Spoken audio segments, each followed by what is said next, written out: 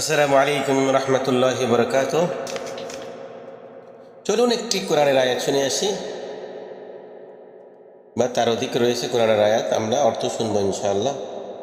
আলহামদুলিল্লাহি রাব্বিল আলামিন ওয়াল আকিবাতু লিল মুত্তাকিন ওয়াসসালাতু ওয়াসসালামু আলা রাসূলিহি মুহাম্মাদি ওয়া আলিহি ওয়া সাহবিহি আজমাইন।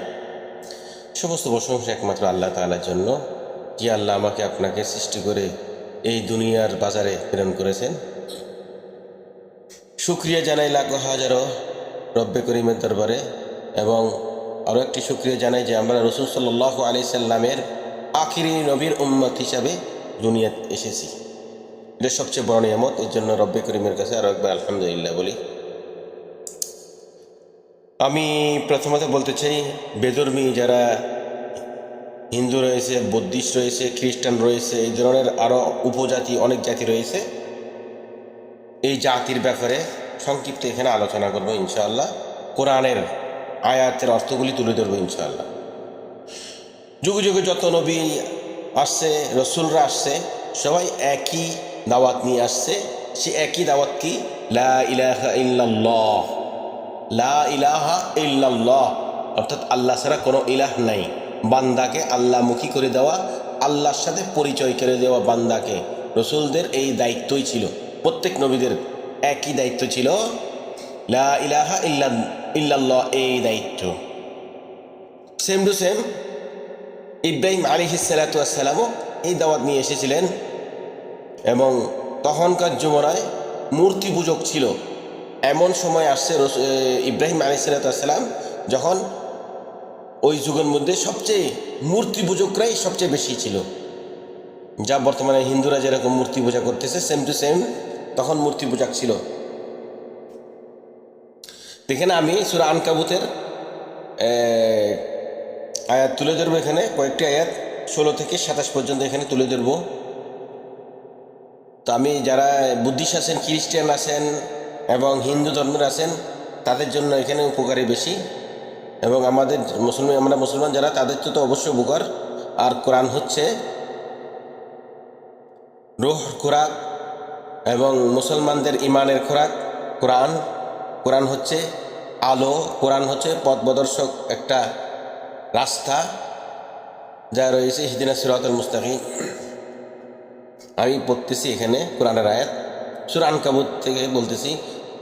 তো এখানে তো অনেক লম্বা আয়াত, যেখানে শুরু হয়েছে ওয়ালাকাদ আতাইনা ইব্রাহিমা রুশদাহু মিন ক্বাবলু ওয়া কুন্না বিহি আলিমিন। তারপর ওয়া ইব্রাহিমা ইয ক্বালা লিকাওমিহি ইউবুদুল্লাহ ওয়াত্তাকু। অনেক লম্বা আয়াত। আমি এখানে অর্থটা আপনাদের সামনে তুলে ধরছি। অর্থ: আর আমি ইব্রাহিমকে পাঠালাম যখন তিনি তার কওমকে বললেন, আল্লাহর দাসত্ব করো এবং তাকে ভয় করো। তোমরা যদি জানতে তাহলে এটাই তোমাদের জন্য ভালো। আল্লাহকে বাদ দিয়ে তোমরা যাদের পূজা করছো, তারা তো শুধু মূর্তি, আর এটা তোমরা একটা মিথ্যা বানিয়ে নিয়েছো। আসলে আল্লাহকে বাদ দিয়ে তোমরা যাদের পূজা করছো, তারা তোমাদেরকে রিজিক দেওয়ারও ক্ষমতা রাখে না। কাজেই আল্লাহর কাছে রিজিক চাও, তারই দাসত্ব করো এবং তাকেই শুকরিয়া জানাও। তোমাদেরকে তারই দিকে ফিরিয়ে আনা হবে।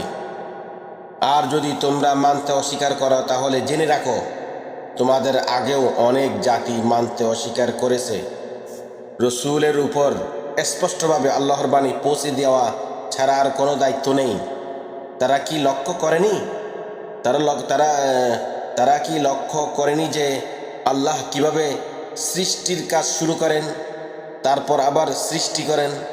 নিশ্চয়ই তা আবার সৃষ্টি করা তো আল্লাহর জন্য আরও সহজ।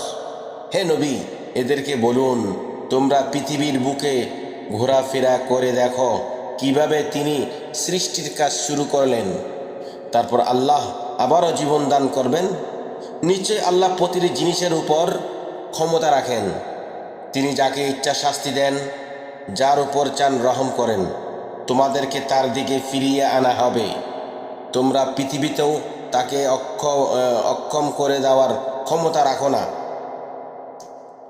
আসমানেও না। আল্লাহর হাত থেকে রক্ষা করার মতো কোনো অভিভাবক ও সাহায্যকারী তোমাদের নেই। যারা আল্লাহর আয়াত ও তার সাথে দেখা হওয়ার কথা অস্বীকার করে, তারা আমার রহমত থেকে নিরাশ হয়ে গেছে। তারাই ওইসব লোক যাদের জন্যে যন্ত্রণাদায়ক আযাব রয়েছে। তারপর ইব্রাহিমের কওমের এছাড়া আর কোনো জবাবই ছিল না যে তারা বলল, তাকে মেরে ফেলো এবং পুড়িয়ে দাও। শেষ পর্যন্ত আল্লাহ তাকে আগুন থেকে নাজাত দান করেন। যারা ঈমান আনে তাদের জন্য এর মধ্যে অবশ্যই নিদর্শন রয়েছে। ইব্রাহিম বললেন, তোমরা দুনিয়ার জীবনে তো আল্লাহকে বাদ দিয়ে মূর্তিগুলোকে তোমাদের নিজেদের মধ্যে ভালোবাসা ও বন্ধুত্বের মাধ্যম বানিয়ে নিয়েছ। কিন্তু কিয়ামতের দিন তোমরা একে অপরকে অস্বীকার করবে এবং একে অপরের প্রতি লানত করবে। আগুনই হবে তোমাদের ঠিকানা এবং তোমাদের জন্য কোনো সাহায্যকারী থাকবে না। সে সময় লূত তার প্রতি ঈমান আনলেন এবং তখন ইব্রাহিম বললেন, আমি আমার রবের দিকে হিজরত করছি।